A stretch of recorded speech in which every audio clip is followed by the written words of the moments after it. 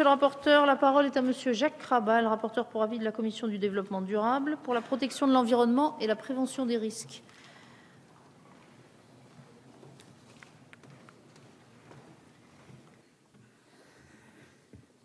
Madame la Présidente, Messieurs les ministres, Mesdames et Messieurs les rapporteurs, mes chers collègues, le programme 181, dont j'ai l'honneur d'être le rapporteur pour avis au nom de la Commission du développement durable, est un programme que je qualifierais d'essentiel dans les missions écologie, développement et mobilité durable, puisqu'il porte les crédits relatifs à la prévention des risques technologiques et des pollutions, au contrôle de la sûreté nucléaire et de la radioprotection, à la prévention des risques naturels et hydrauliques et à la gestion de l'après-mine.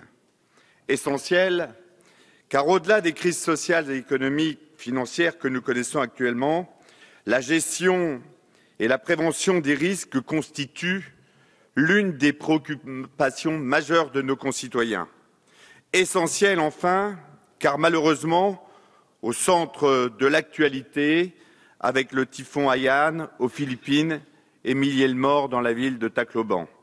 Au-delà de notre émotion et de l'expression de la solidarité nationale, ce triste exemple doit nous inciter, en France et bien sûr à l'extérieur, à aller encore plus loin dans la prévention des risques naturels. Les moyens alloués au programme 180 s'établissent à 386 millions d'euros en autorisations d'engagement et 253,2 millions d'euros en crédits de paiement. Une petite moitié de ces moyens sont affectés à la prévention des risques technologiques, un quart à la sûreté nucléaire, la gestion de l'après-mine et la prévention des risques se partagent au sol, soit 7,5% et 14,9%.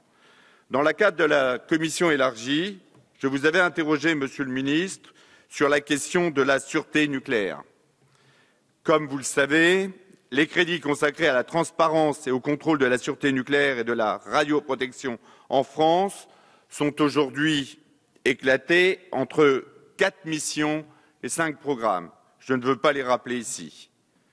Alors que l'action 9 du programme 181 ne totalise, elle, que 59 millions d'euros en crédits de paiement dans le projet de loi de finances pour 2014, alors que ce sont en réalité 325,4 millions d'euros qui sont in fine, et selon les calculs de l'autorité de sûreté nucléaire, mobilisés sur l'ensemble de ces sujets. Cet exercice de reconstruction est, reconnaissons-le, complexe et à peu près hors de portée pour qui n'est pas versé dans l'exercice budgétaire et les finances publiques. Pourtant, savoir ce que l'on dépense à un moment donné pour la transparence et le contrôle de la sûreté nucléaire me semble absolument nécessaire pour l'information de nos concitoyens et la qualité du débat public. Vous vous êtes dit ouvert, Monsieur le Ministre, à une réflexion sur l'évolution de la maquette budgétaire de votre département. Seriez-vous donc prêt, comme l'autorité de sûreté nucléaire le demande, à créer dès le projet de loi de finances pour 2015 un programme budgétaire unique regroupant l'ensemble des moyens consacrés au contrôle, à l'expertise et à l'information en matière de sûreté nucléaire et de radioprotection dans le domaine civil? Je vous avais également interrogé sur le financement des instances de contrôle et d'expertise dans le domaine nucléaire. L'ASN a appelé l'attention des pouvoirs publics sur l'accroissement de ces tâches dans la durée, qu'il s'agisse du contrôle des installations nucléaires ou du contrôle du domaine médical en raison des recours accrus au rayonnement ionisant. Quant à l'IRSN, il subit cette année une coupe budgétaire de 20 millions d'euros. Si cette diminution des ressources se reconduisait, néanmoins année après année, ce seraient des capacités de recherche de l'Institut qui seraient alors atteintes. Or, vous le savez parfaitement, la recherche d'aujourd'hui et l'expertise de demain et le maintien de cette expertise au niveau le plus élevé est une absolue nécessité, quelles que soient les options retenues pour le bouquet énergétique à l'horizon de 2050.